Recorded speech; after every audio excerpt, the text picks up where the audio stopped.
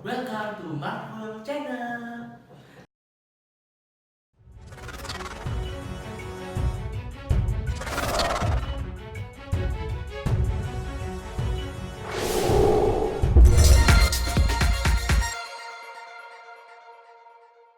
Kali ini saya unboxing injection mesin. Injection mesin itu scale-nya adalah 1:20 seperti PG. Apakah itu injection mesin? Adalah mesin pembuat gunpla yang kalian koleksi. Ini loh, seperti ini loh mesinnya. Kit ini saya beli pada saat saya di Gundam GBT. Tetapi di Jepang masih banyak, tapi ya jarang ditemui.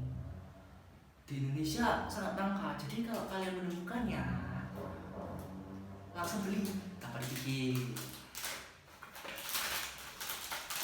Nah, di dalam kotak tersebut hanya ada satu runner seperti ini. Mesin ini sederhana tapi juga ya cukup detail lah. Terus ada stikernya beserta petunjuknya yang satu lembar saja. Nantikan video saya untuk merakit kit ini. Terima kasih. Dah. I hope you enjoyed this video. Thanks for watching. Please support this channel by click like and subscribe.